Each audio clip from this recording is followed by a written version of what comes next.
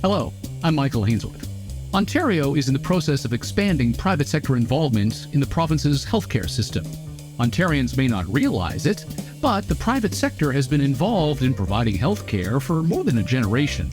Operating room doctors are their own private companies. Certain outpatient operations like hernias are performed by for-profit clinics. And soon, operations on cataracts and hips will be part of that private world in an effort to ease the strain on an already overburdened healthcare system. Meet Shaun Francis. He's the CEO and chair of Medcan Health Management. He participated in the C.D. Howe Institute's latest Regent debate titled, Be It Resolved, Competition Will Save Canada's Broken Healthcare System. He joins us now. Thank you for joining us. Thanks for having me, Michael. In the intelligence memo to Canadian healthcare observers drawn from your arguments at that debate, you begin by winding back the clock 25 years to a topic critical to the success of mid-pandemic healthcare, telehealth. Yeah, I used that story in the C.D. Howe debate to illustrate my skepticism of what happens when you have the government as a monopoly provider of any service, frankly. My view of, government can do some things well, and there's a role for them, certainly in policing, immigration, borders, infrastructure. But with respect to running things, often their interests, even with good intentions, do not manifest in putting the consumer first. So the telehealth story was super interesting because Canada has a single payer, Ontario specifically, has a single payer system, meaning the government is the payer for the majority of medical services. And you would think, given that their incentives would be to get you the right quality of care at the right time for the least amount of dollars. And one of the issues we've always had in Ontario is that emergency rooms are overflowing, and people end up in the emergency room through lack of primary care, often using the emergency room as their primary care provider, and they end up in the emergency room when they don't need to be there, and it's the highest cost of care.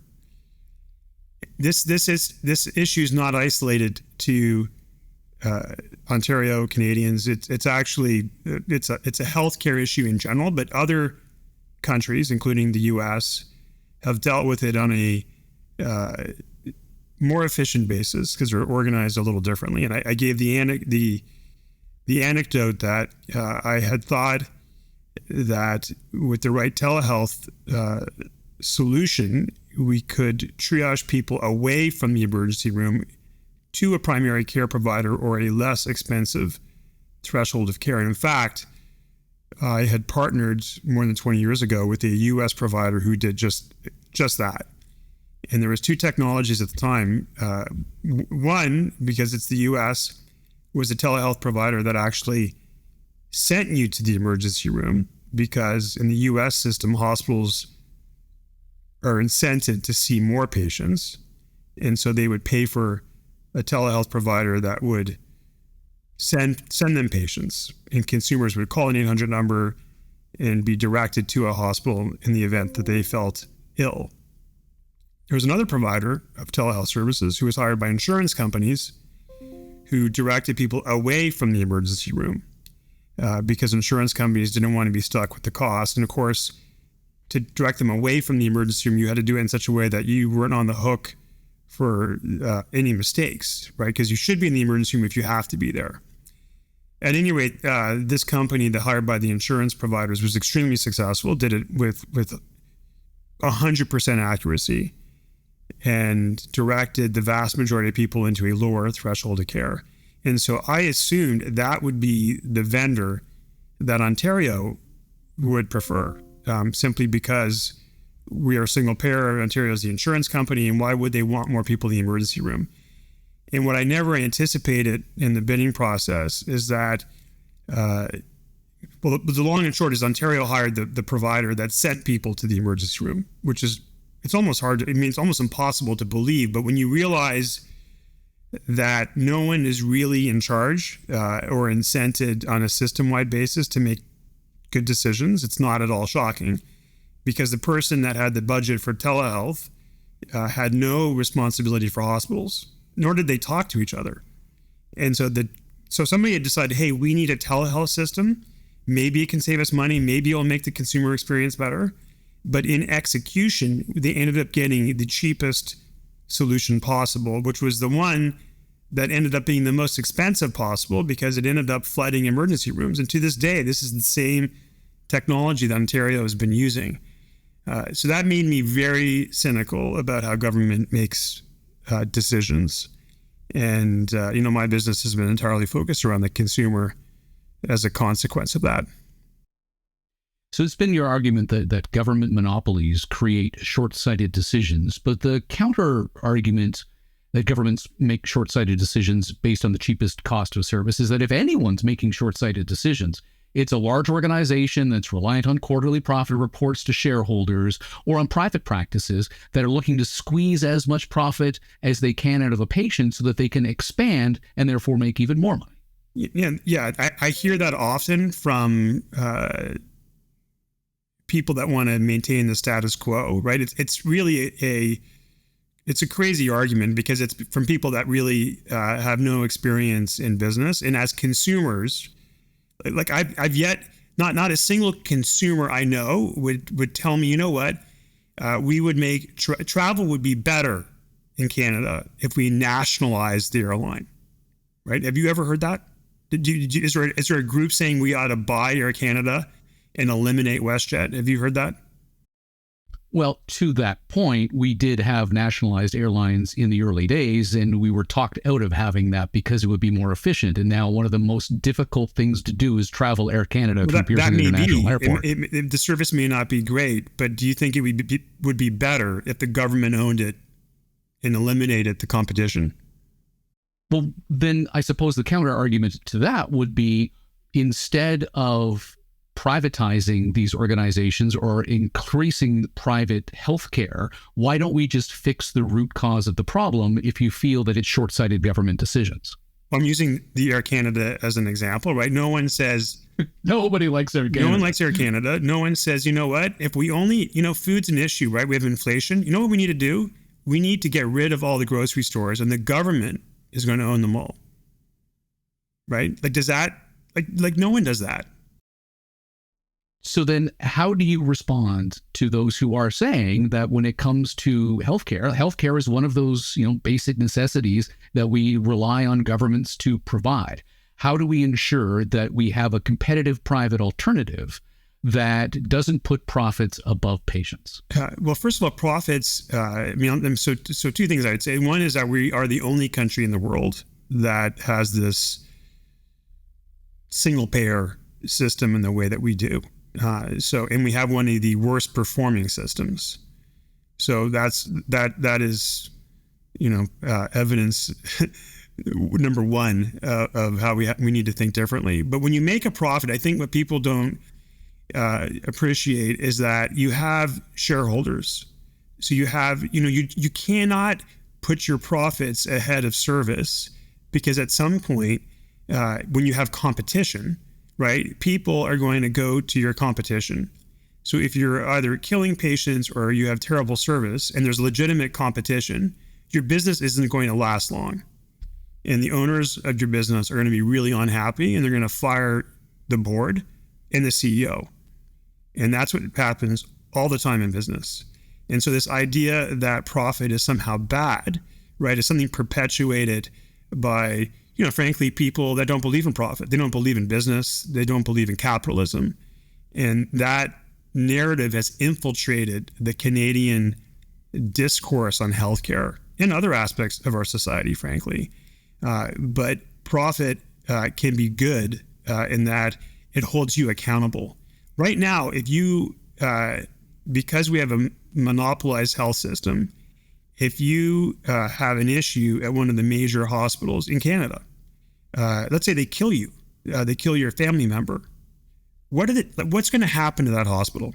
Right. Your suggestion is that there really isn't much by way of consequence. Nothing. The CEO will stay, the board will stay. They'll tell you to talk to their insurance company because there's no competition and frankly, no accountability. So it's amazing that they always want to go after to say, oh, for-profit's, terrible, right? But yet people die in our hospitals or waiting to get into our hospitals every single day, and there's zero accountability and no one does anything. And the hospitals are all still here. The executives are all still here. Everyone's making their salaries. So there is no accountability in our hospitals.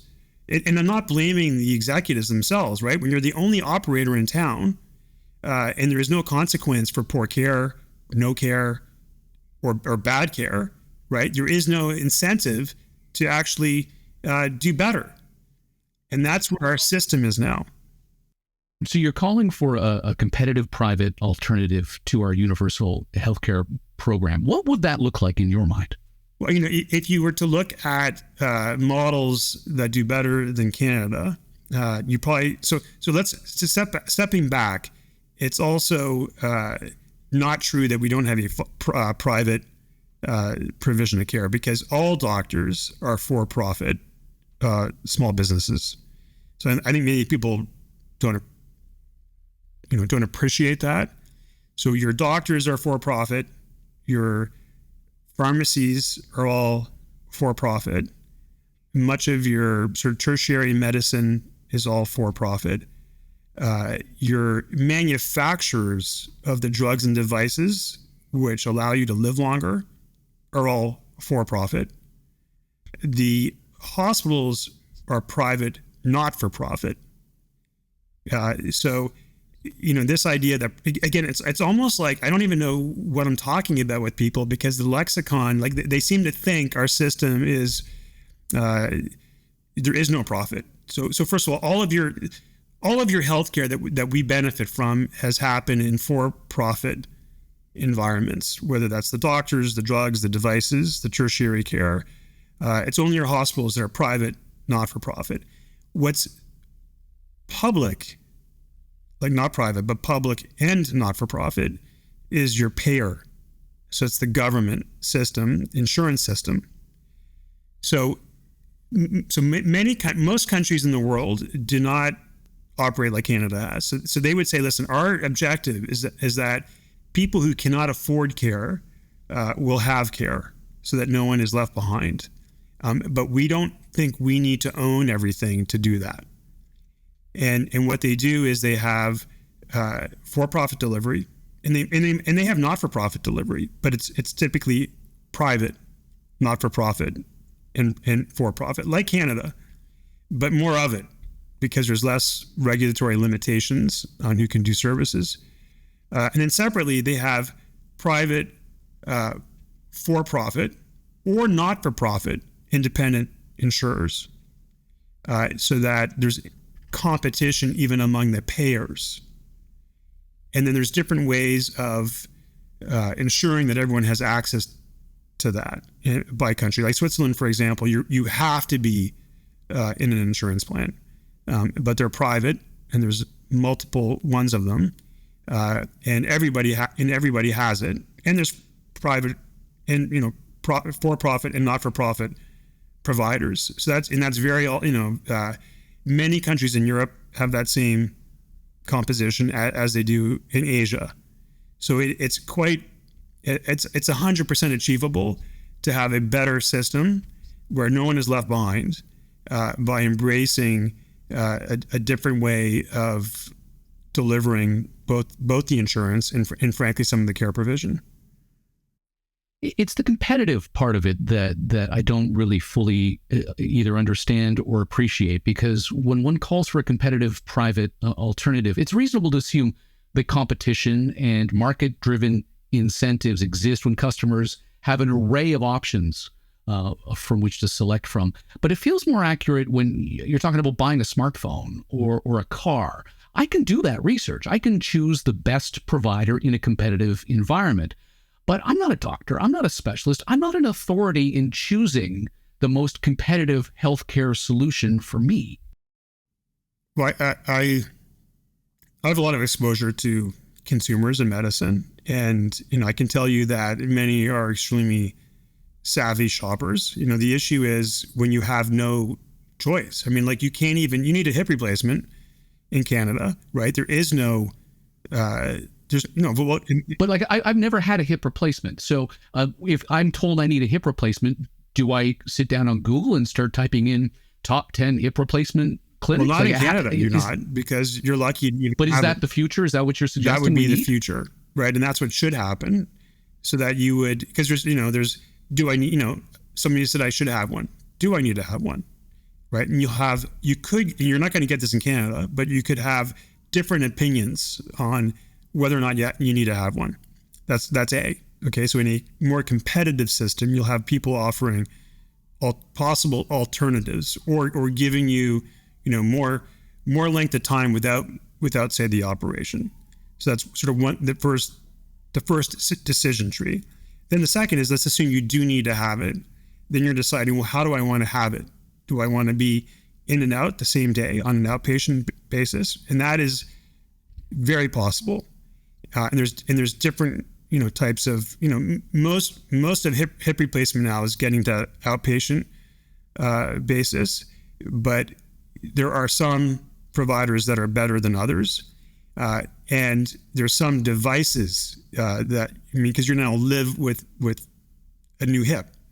So what do I want in terms of the metal inside me, and how do I want to have it put in me, and how quickly do I want my recovery, and what does it cost?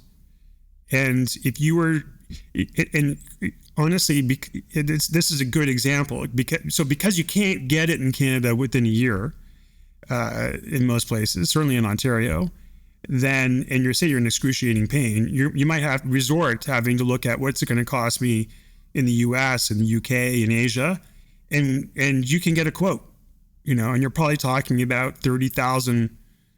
You probably can get it, for 10, not less than 10, but we're probably talking 20 to 50,000, depending on who's doing it and the kind of implant they're putting in you. So there is a market for it, but it's not. It's healthcare, so it's not like there's not one website you can go to, but it is possible because every country is somewhat regulated. Like you said, it's not like smartphones. It should be. That could be where we're headed, and we ought to, because then we would know, what the real price of a hip replacement is, what the real price of a device ought to be, what is the effectiveness of one surgeon over another, what's their Google review. We can do this in a more anecdotal way right now. Like case in point, like I could find you a hip replacement in the U.S. and more anecdotally say, hey, you should go to Rush Presbyterian because you're renowned for that. But I can't totally tell you on an evidence basis that they're necessarily better than an alternative provider, because it's more word of mouth in medicine. But I can tell you how much they are, and I can tell you we can get it for you next Wednesday. Right, but doesn't that just sort of bring us back to my initial point, which is I'm not qualified to make these decisions in the first place. Like even people aren't qualified to make decisions about their smartphones. I'm a geek. The number of people who ask me whether or not they should buy X, Y, or Z is pretty significant because they don't have the technology expertise to know whether or not they're making the right call. Most of us wouldn't really know whether A, B, or C would work better from a medical perspective as well. How does competition solve that, though? Well, you become, you have to ask questions like anything. It is like a smartphone, right? If you get prostate cancer, have to educate yourself. If you get prostate cancer tomorrow, then you got to make a decision if you're going to do nothing. Are you going to have your prostate out? Are you going to have radiation? Or do you go vegan? Right? So you have to become informed. And people do. They do become quickly informed, and they make all sorts of decisions. But part of it is influenced by either lack of alternatives. So I guess I'm going this route because this is the only one presented to me. But people need to take accountability for their healthcare and get themselves educated, because these are major decisions. And medicine, in particular in Canada, can be patronizing. And when it's a monopoly system and you're lucky to see a doctor, you end up behaving like someone who wants to be patronized. But that doesn't have to be the way it is. And I can tell you, I talk to a lot of consumers, patients who are highly educated and demanding on what the alternatives are. And I wish we could offer them more choice in Canada. Ottawa is stepping up with this new healthcare accord for the provinces, negotiated on a province-by-province basis. It sounds like what you're suggesting as well has been that part of the problem with Canada's healthcare system broadly and on a province-by-province basis is mismanagement by government. Even the Canadian Medical Association agrees that past solutions had mixed results, and the reason is because of politics. Do you see a solution to our healthcare problems that don't involve bringing more private institutions involved? No. I mean, it's just not going to. It's just, I've been in this a long time, 30 years maybe now. Every single year, the queues for healthcare increases. Demand is up. Supply does not match demand. And our population is aging. So it's not a single year has it got better. In fact, people would say it's the worst it's ever been. What I think people are most surprised at is it hasn't collapsed in totality. And, it's like a frog boiling. You don't know you're being boiled. At some point you're dead. So that's Canadian healthcare. I mean, it's not just healthcare, right? I mean, people are now entitled to their entitlements, right? So we are spending an infinite amount of money without any realization that we probably have to afford things, and no government wants to tell you, oh, we've got to increase taxes or we got to cut spending. And so it's not Canada, it's a Western society. It's like we're way beyond affording anything now. And it's a fantasy world. Everyone wants to live in the fantasy that there's a money tree and they're just going to keep making money and someone's going to pay for it all and I'll get whatever I want as long as I want it. And it's not real.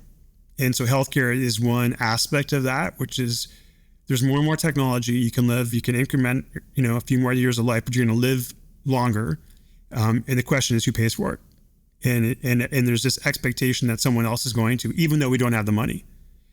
And so that's what's happening is we make promise year over year over year, demand outstrips supply, and demand queues go longer, quality care goes down. But look, in the scheme of things, life expectancy continues to increase incrementally. A lot because we've had sort of more great public health achievements. So society has to decide what it wants. But I mean, it's a long way of answering your question, which is what you see from the government in these every 3 or 5 year negotiations is really window dressing. It's moving the deck chairs on the Titanic. What song should we put on while the ship is sinking? And so that's not to be too cynical, but I've seen it for such a long time now, and I don't have a lot. I don't think you'll see a lot change no matter what stripe government is in power, because it's wrapped up into our Canadian identity. But at some point it will be so bad that we'll have to rethink things. Shaun, thank you so much for your time and perspective today. Thank you, Michael. Thanks for having me on. I appreciate it. Shaun Francis is the CEO and chair of Medcan Health Management. For more on his intelligence memo, Only Competition Can Rescue Healthcare, visit cdhow.org. Still to come from the CD How, the Tax Reform Conference, June 14th and 15th at the Institute's Yonge Street headquarters in Toronto.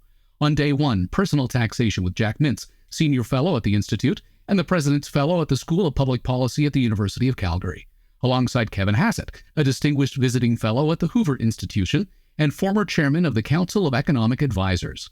And on day two, business taxation. Mintz returns as chair as we hear from speakers including Wayne Adams of the Canadian Taxpayers Federation, Don Drummond of Queen's University, and Joe Oliver, former Minister of Finance for the Government of Canada. Go to cdhow.org to register. I'm Michael Hainsworth. Thanks for watching. You've been listening to the C.D. Howe Institute podcast with Michael Hainsworth. Subscribe on iTunes, Google Play, and Spotify. The C.D. Howe Institute is an independent, not-for-profit research institute whose mission is to raise living standards by fostering economically sound public policies. The Institute is widely considered to be Canada's most influential think tank and a trusted source of essential policy intelligence, distinguished by nonpartisan, evidence-based research and subject to definitive expert review. Visit cdhow.org and follow us on Twitter and LinkedIn. Thank you.